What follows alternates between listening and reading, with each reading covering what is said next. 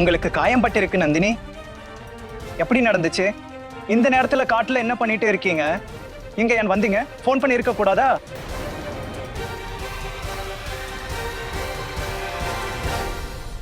ராஜ், இங்க ஒரு கோயில் இருக்கு. அந்த கோயிலுக்கு பூஜை பண்ண வந்தேன். நான் பூஜை பண்ணிட்டு வெளியே வந்த உடனே அங்க ஒரு பாம்பு இருந்துச்சு.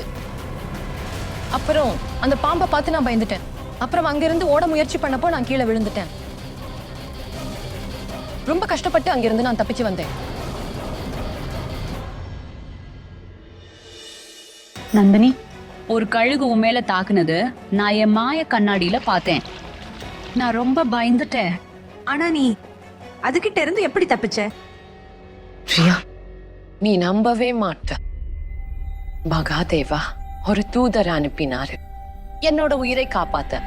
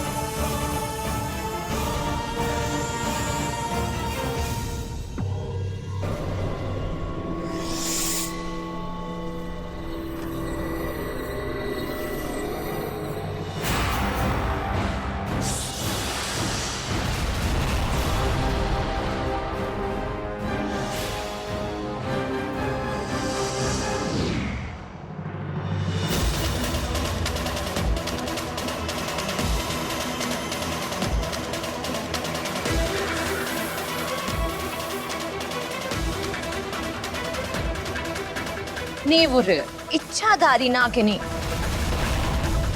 நீ என்ன கொல்ல நினைக்கிற. பாரு, இப்போ நான் உன்னை என்ன பண்றேன்னு பாரு.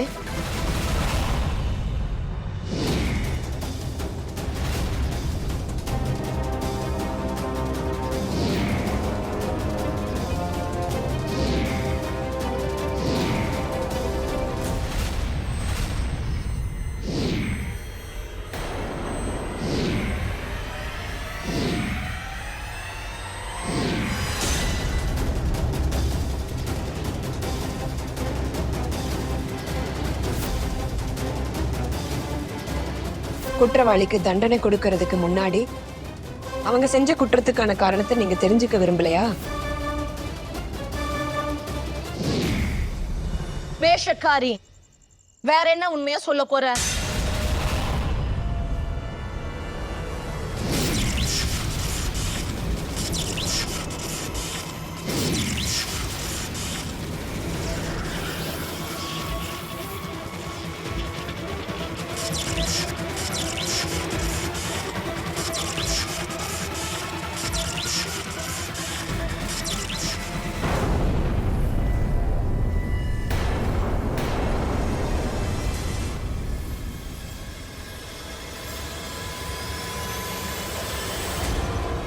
நிறுத்துங்க வருங்கால நாகராணி, நிறுத்துங்க.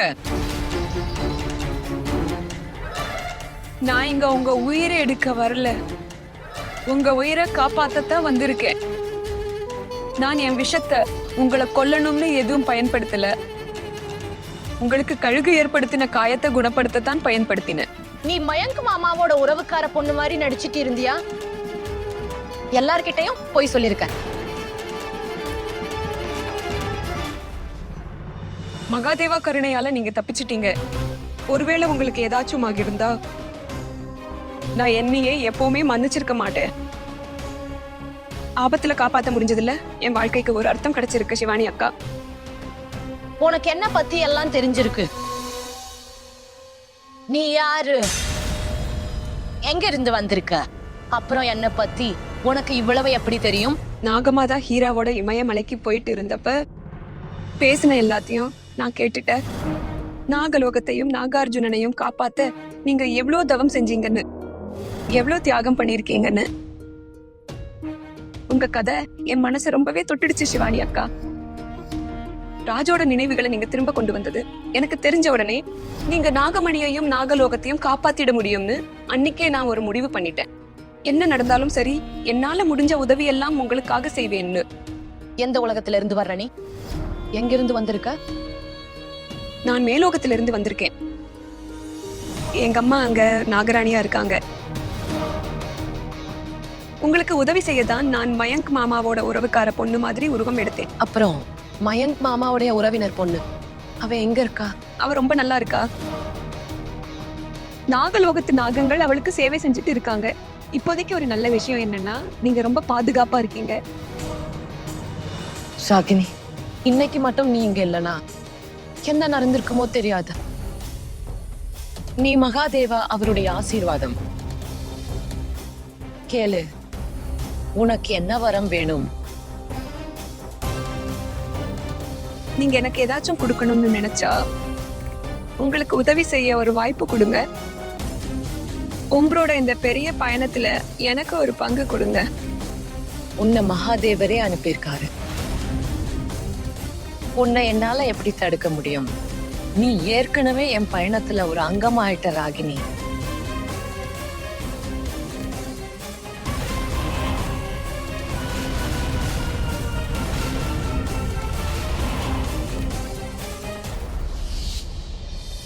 தெரியல சிவானி, ஆனா ராகினியோட இந்த கதையில எனக்கு கொஞ்சமும் நம்பிக்கை இல்ல. எதிரிகள் எல்லா பக்கமும் பரவி இருக்காங்க. அப்படி இருக்கும்போது எப்படி அவளை நம்ப முடியும்? பிரியா, நீ மறந்துட்டியா என்ன? ராகினி அவன் உயிரை பணயம் வச்சு என் உயிரை காப்பாத்தி இருக்கா. மோகினி அத்தையோட தந்திர மாயாஜாலத்துல இருந்து தப்பிக்கிறது சுலபம் இல்லைன்னு உனக்கே தெரியும். ராகினி அவளே ஒரு இச்சாதாரி நாகினி. அப்புறம் அவ என் நாகலோகத்தோட கவலைய புரிஞ்சுக்கிறா. ஆனா நாம கவனமா இருக்கணும்ல. பிரியா, இப்போதைக்கு நாம இதை தெரிஞ்சுக்கணும். ராஜோட உருவத்துல இருந்த அந்த வேஷக்காரன் யாரு? இது மோகினி அத்தையோட சதியா இருக்குமா? அப்புறம் இந்த காட்டுல மோகினி அத்தை, ஆனந்த் டாக்கூர், லக்ஷ்மண் என்ன பண்ணிட்டு இருந்தாரு? கடைசியா நமக்கு ஃபோன் பண்ணி அங்க கூப்பிட்டது யாரா இருக்கும்? அப்புறம் நாம அந்த இச்சாதாரி நாகினியை தேடிட்டு இருக்கோம்னு அவங்களுக்கு எப்படி தெரியும்? இதெல்லாம் நமக்கு நாகமணி ஆபத்துல இருக்குங்கிறதையே காட்டுது. அதை அடையறதுக்கு நிறைய பேர் முயற்சி பண்ணிட்டு இருக்காங்க. நாம நம்ம தந்திரத்தை மாத்தணும்.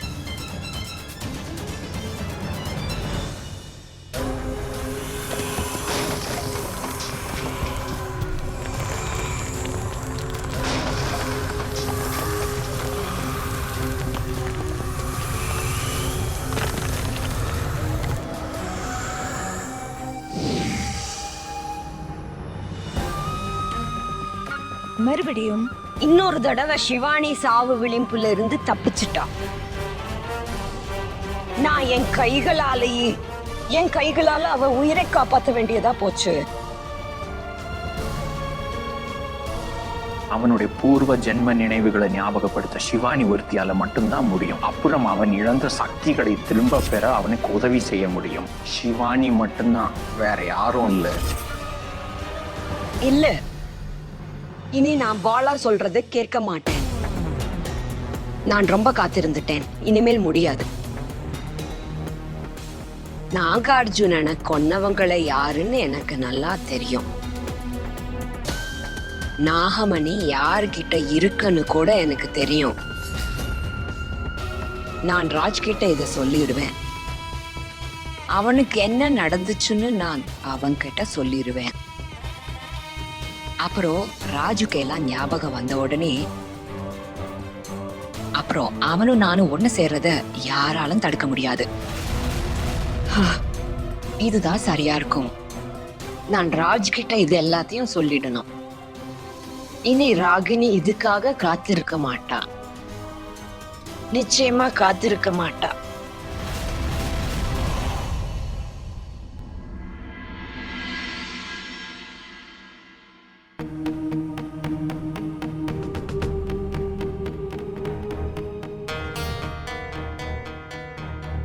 சிசிடிவி ஃபுட்டேஜ்ல அந்த வேஷக்கார ராஜு பத்தி தெரிஞ்சா பரவாயில்ல.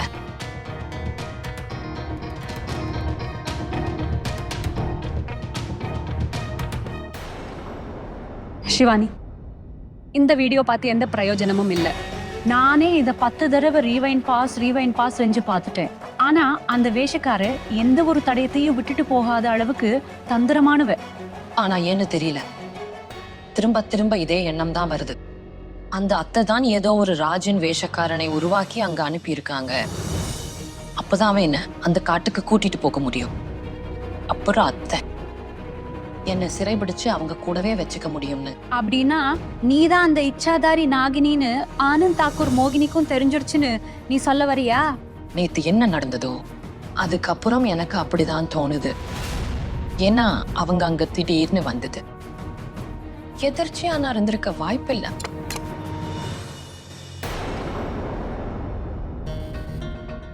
ராஜ், நீங்க என்ன திடீர்னு வந்திருக்கீங்க? என்னாச்சு? எல்லாம் சரிதானே? இல்ல நந்தினி, மனசுல ஒரு 1000 கேள்விகளாவது இருக்கு, ஒண்ணுக்கு கூட பதில் இல்ல. என்னாச்சு ராஜ், என்கிட்ட சொல்லு. முதல்ல எங்களுக்கு பிரியா கிட்ட இருந்து போன் வருது. நான் ஏன் உங்களை காட்டுக்கு கூட்டிட்டு போனேன்னு. அப்படி எதுவுமே நடக்கல.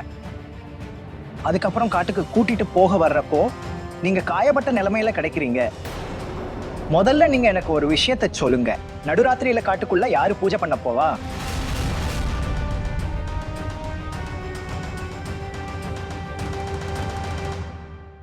ராஜ், நீ அமைதியாரு, நான் சொல்றத கேளு. இல்ல பிரியா, இக்கோ பதில நந்தினி மட்டும் சொல்லுவாங்க. ஆமா நந்தினி, நீங்க சொல்லுங்க. நீங்க காட்டுக்கு ஏன் போனீங்க, எப்படி போனீங்க? அப்புறம் பிரியா எங்களுக்கு போன் பண்ணி நாங்க தான் உங்களை காட்டுக்கு கூட்டிட்டு போனோம்னு ஏன் சொல்லணும்? உங்க உடம்புல தழும்பு எப்படி வந்துச்சு எனக்கு சொல்லுங்க நந்தினி, இல்லைன்னா நான் பைத்தியமாகிடுவேன்.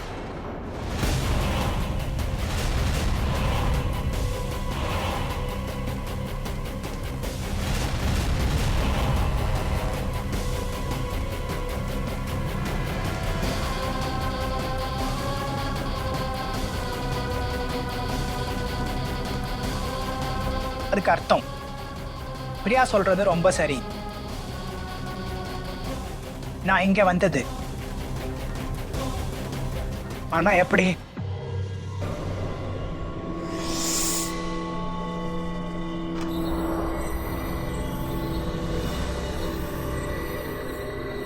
எவ்வளவு நேரம் நீ இங்க அங்கன்னு சுத்திட்டு இருப்ப? எனக்கு ஃபோன் பண்ண அந்த நபர் யாருன்னு கண்டுபிடிக்கிற வரைக்கும் நீ ஒன்றும் பண்ணலையே. அப்படி இல்ல ஆனந்த், நான் என் தந்திர வித்தை மூலமா நிறைய வழிகள்ல ட்ரை பண்ணிட்டேன், ஆனா எதுவும் தெரியல.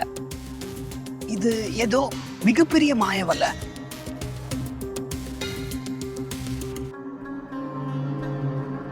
இதே நம்பர்ல இருந்து தான் அந்த நபர் எனக்கு ஃபோன் பண்ணாங்க. இப்போ இதே நம்பர் தான் என்ன அந்த நபர்கிட்ட கூட்டிட்டு போகும்.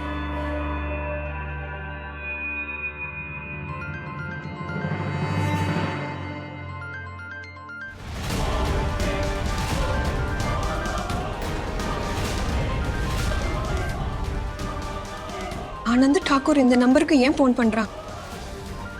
இப்ப நான் என்ன பண்றது? அக்கா, அப்படின்னா அந்த நபர் இங்க தான் இருக்காங்க, நம்மள ஒருத்தர் தான். ராஜ், இத மறந்துடுங்க. இதெல்லாம் ஒண்ணு இல்ல, நான் சொல்றதை கேளுங்க. நீங்க இங்க இருந்து போங்க, அப்புறம் ஞாபகம் வச்சுக்கோங்க, யாரும் வெளியே வர ட்ரை பண்ண கூடாது. இல்லைன்னா என் மந்திரத்தோட சக்தி அவங்க மேலேயே வேலை செய்யும். எனக்கு தெரியும் நந்தினி என்ன பண்ணணும்னு. நான் போய் மோகினி அத்தை கிட்ட எல்லாத்தையும் சொல்லிடுவேன்.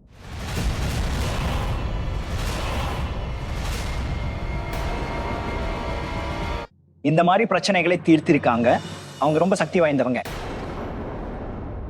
எல்லாத்தையும் இன்னைக்கே சொல்லிடுவேன். ராஜ், நான் சொல்றத கொஞ்சம் கேட்க முயற்சி பண்ணு. தயவு செஞ்சு மோகினி அத்தைக்கிட்ட எதுவும் சொல்லாத. நமக்குள்ளேயே ஏதாவது யோசிச்சுக்கலாம். இல்ல நந்தினி, உங்களுக்கு தெரியாது என்னென்ன நடந்துட்டே இருக்குன்னு. என்னோட உடம்பு இருக்குல்ல, மேல பாம்போட தோல் வந்துகிட்டே இருக்கு. எனக்கு உதவி மோகினி அத்தையால மட்டும்தான் செய்ய முடியும். பிரச்சனை உங்களால வந்துருச்சு. நீங்க என்னனாலும் நினைச்சுக்கோங்க, எனக்கு பிரச்சனை இல்ல. உங்களை மாட்டி விட விரும்பல. ராஜ், நான் சொல்றது கேளு ராஜ். பிரியா, நீ ராஜ் கிட்ட எல்லாத்தையும் சொல்ல வேண்டிய அவசியம் என்ன? ஆனா சிவானி, எனக்கு அது வரைக்கும் உண்மையை பத்தி எதுவுமே தெரியாது. ஒருவேளை ராஜ் போய் மோகினி அத்தை கிட்ட எல்லா உண்மையையும் சொல்லிட்டா, நேத்து காட்டுல இருந்த அந்த இச்சாதாரி நாகினி நான் தான் அவங்களுக்கு தெரிஞ்சிடும். அப்புறம் தனக்கு பாம்போட தோல் வருதுன்னு ராஜ் மோகினி அத்தை கிட்ட சொல்லிட்டா, அவன் ஒரு இச்சாதாரி நாகம்னு மோகினி அத்தைக்கு தெரிஞ்சிடும். உனக்கே தெரியும், ராஜ் ஒரு இச்சாதாரி நாகம்னு மோகினி அத்தைக்கு தெரிஞ்சிருச்சுனா அவங்க அவனை என்ன பண்ணுவாங்கன்னு. நான் ராஜை எப்படியாவது தடுத்தாக்கணும். ஆனா எப்படி? நான் ராஜை எப்படி தடுக்கிறது?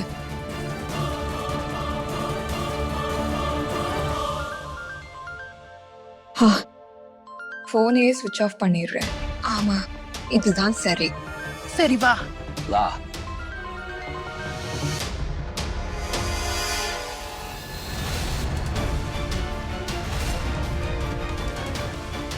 இங்க யாரும் இல்லையே. சத்தம் இங்க இருந்து தான் கேட்டுச்சு. போலாம்.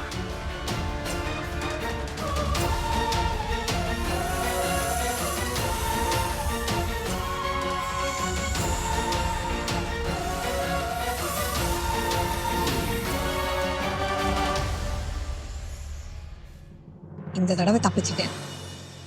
நான் இவங்க 2 பேர்கிட்டையும் ரொம்ப கவனமா இருக்கணும். ஏன்னா இவங்க 2 பேரும் போன் விஷயத்தை அவ்வளோ சுலபமா விட மாட்டாங்க. ரோஹித், இனம், மயங்க், எங்க எல்லாரும் வெளியே வாங்க. என்ன ஆச்சு ஆனந்த்? ஏன் இவ்வளவு கத்துற? அம்மா, ஒரு நம்பர் இருக்கு, அத பத்தி நான் தெரிஞ்சுக்கணும். 9820294856. உங்கள யாரோட நம்பர் இது? டேட், என்ன பிரச்சனை? நீங்க ஏன் கவலையா இருக்கீங்க? இந்த நம்பர் யாரோடது? அட, உங்க மொபைல்ல தான் குடும்பத்துல இருக்கிற எல்லாரோட நம்பரும் சேவ் ஆகி இருக்கேன். நம்பர் டயல் பண்ணி யாரோட நம்பர்னு கண்டுபிடிச்சுக்கலாம். இத செஞ்சிருக்க மாட்டேன்னு நீ நினைக்கிறியா? எந்த ஒரு விஷயம் சொல்லு. இப்போ சமீபத்துல நீங்க யாராவது புதுசா ஏதாவது நம்பர் வாங்குனீங்களா?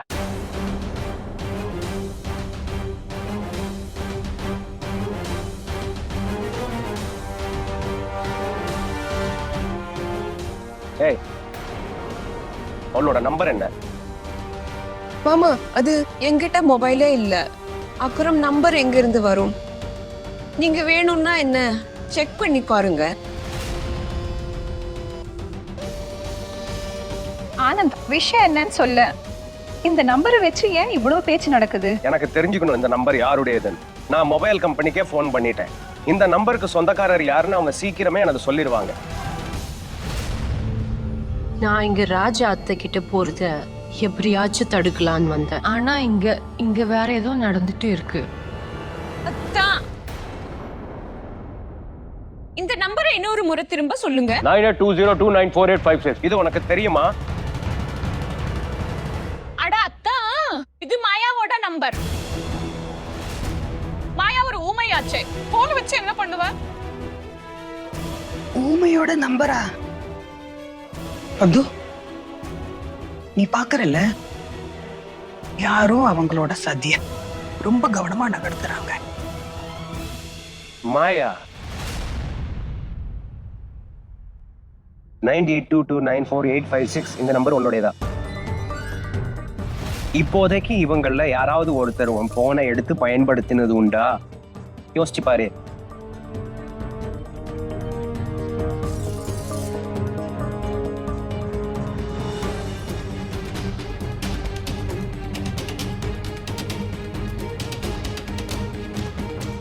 இத வேற கேளுங்க. அத்தா, இவனுக்கு எதுவும் ஞாபகம் இல்லைன்னு இவன் சொல்ல வர்றான். என்ன மாயா?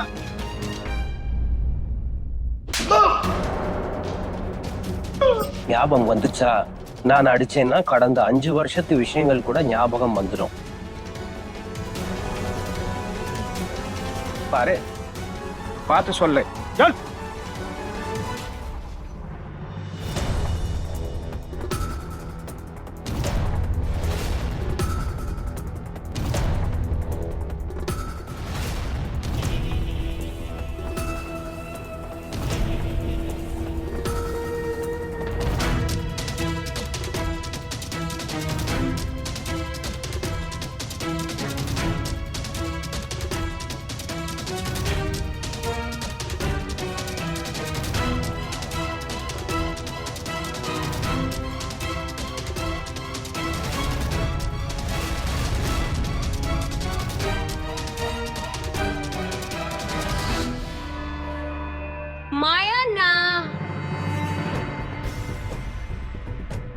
உங்க போனை கொஞ்சம் தர முடியுமா?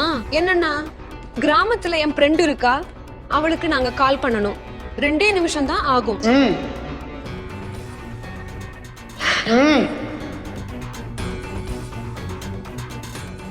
ரொம்ப தேங்க்ஸ்.